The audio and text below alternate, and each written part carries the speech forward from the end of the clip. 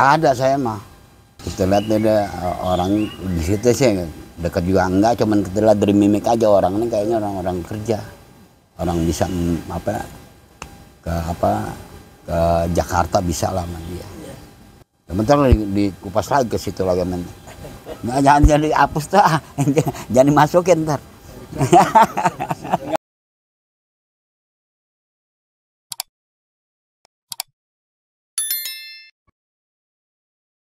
Assalamualaikum Sobat Jelajah Jakarta. Seperti janji saya di episode sebelumnya bahwa dalam beberapa episode sebelum pemilihan gubernur Jakarta yang baru, saya tampilkan aspirasi warga Jakarta terhadap gubernur mendatang. Kali ini aspirasi dari warga Matraman Dalam, Kelurahan Pegangsaan, Kecamatan Menteng, Jakarta Pusat. Sobat Jelajah Jakarta, warga pertama yang saya wawancarai adalah Pak Mujahidin ini. Beliau sudah tinggal di wilayah Matraman Dalam sejak tahun 1953, di mana saat itu Matraman Dalam masih sepi. Saya lahir tahun 53. Sekarang umur saya umur 72, nah jalan 72. Ya kalau Matraman Dalam kan sekarang dulu kan masih jarang orang.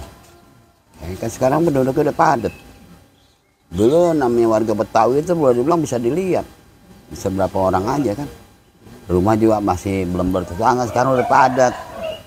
Istilahnya sekarang banyak deh yang dibilang istilahnya Betawi ora, lahir di Jakarta tapi hasil bukan Betawi. Ya mampet-mampet udah padat jalan, sekarang udah padat jalan. Sobat Jelajah Jakarta, oleh karena termasuk orang lama di Matraman Dalam ini, Pak Mujahidin ingat bagaimana dahulu air sungai Ciliwung jernih. Masih bisa digunakan untuk mandi dan mencuci pakaian.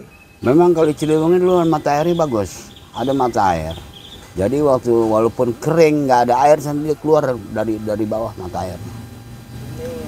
Itu tahun-tahun dulu. Kalau sekarang kan udah ada istilahnya ikan Jepang nih, plastik mulu ya, mau nggak mau ketutup sama plastik lah.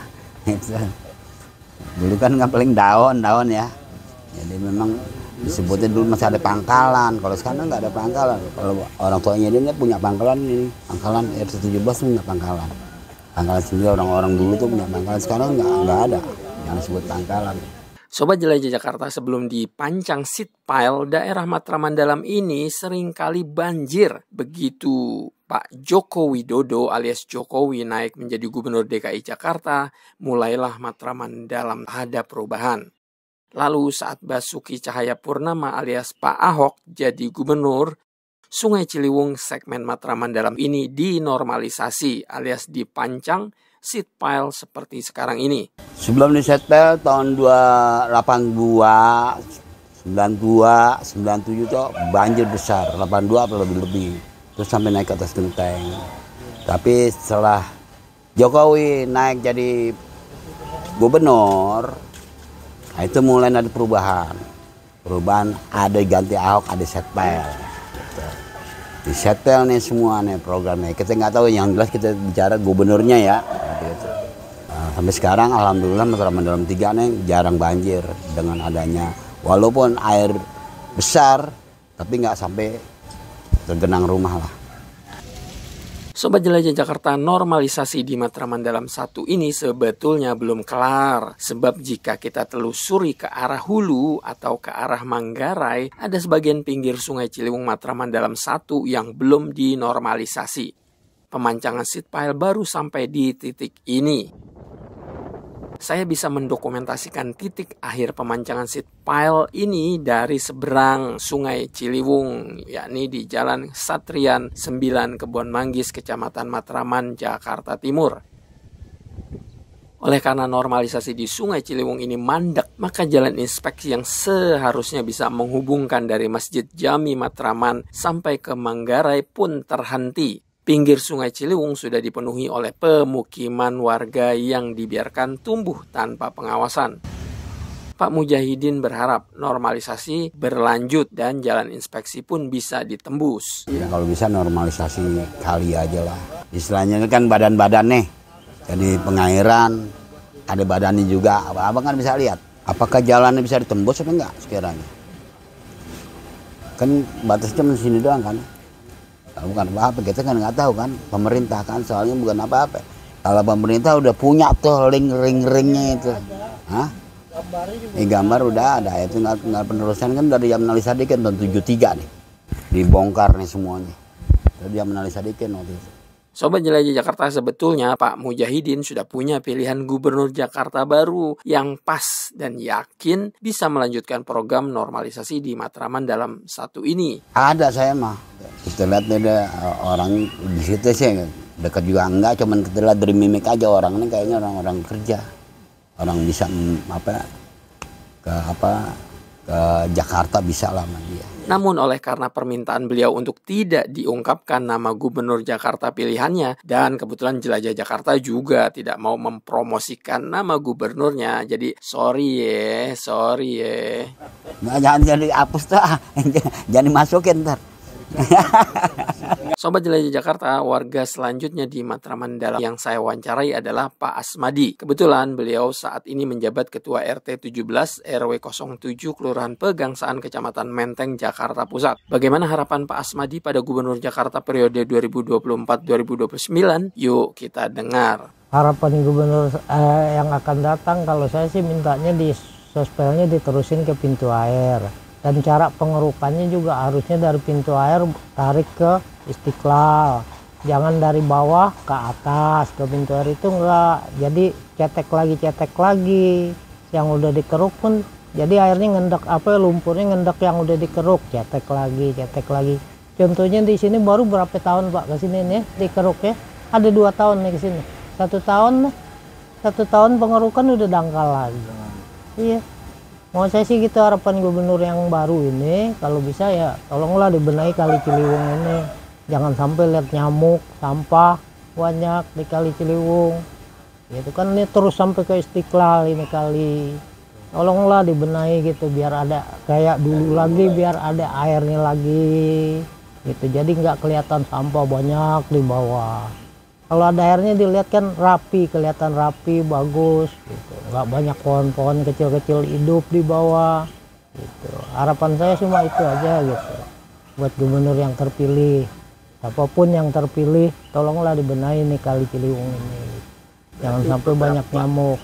Sobat Jelajah Jakarta, sejak awal Anda melihat kondisi Sungai Ciliwung di segmen Matraman Dalam ini kan, sebetulnya akhir tahun 2023 lalu di lokasi ini sudah sempat dikeruk, dikepok maupun diangkut lumpurnya oleh teman-teman dari suku Dinas Sumber Daya Air Jakarta Pusat. Namun, menurut Pak Asmadi, apa yang dilakukan oleh teman-teman pasukan biru kurang efektif. Kenapa ya? Terus terang aja kurang efektif. Baru setahun ada nih, belum ada setahun kali ini, lihat aja udah dari depan ke belakang aja semua udah dangkal semua udah Pak. Dalamnya juga kurang pengerukannya, dan juga dari bawah ke atas, bukannya dari atas ke bawah ngeruknya. Jadi ya begini, dangkal lagi. Pohon-pohon juga banyak hidup, nyamuk juga banyak nih, airnya nggak ada. Kalau dulu saya masih kecil, mandi kali bisa 3 kali 4 kali sehari Pak, bening, pasir bawahnya. Coba setelah saya udah dewasa begini, ngelihat kali begini nggak, udah cakep, nggak masuk akal bisa sampai kering begini, kotor, jelek. Dan juga nyamuknya bukan main kalau malam duduk di pinggir kali juga. Kalau dulu enak nongkrong di pinggir kali juga, nyamuk nggak ada, nyamuk adem.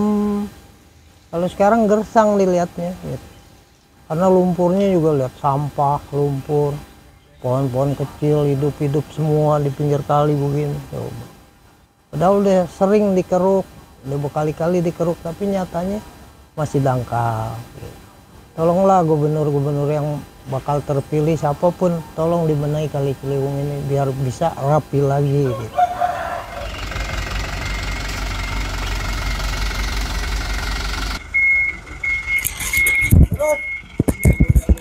Sobat Jelajah Jakarta, selain soal pengerukan lumpur yang juga diharapkan Pak Asmadi adalah mengefektifkan CCTV yang saat zaman Gubernur Ahok sudah sempat ingin dipasangi di pinggir Sungai Ciliwung, di mana tujuannya untuk mengontrol keamanan lingkungan dan juga merekam warga yang bandel membuang sampah ke Sungai Ciliwung. Jika ada rekaman CCTV, tentu bisa ada bukti bahwa ada warga yang membuang sampah ke Sungai Ciliwung. Itu itu kan di RT berapa ya, di RW 8 ya, RW 8 termasuk ya, perbatasan. RW 7 di depan pos RW itu ada tiang apa, kamera CCTV. Itu sampai sekarang juga nggak ada fungsinya, baru tiangnya aja gitu. Siapapun yang buang sampah harus didenda gitu, buang sampah ke kali gitu. Bahkan RT pun siap ngasih tahu ke warganya, tolong buang sampah pada tempatnya, jangan dibuang ke kali gitu. Sampai sekarang juga kelihatan nggak ada fungsinya gitu, tapi tiang yang dibuat, tapi kameranya sampai sekarang belum bisa terpasang.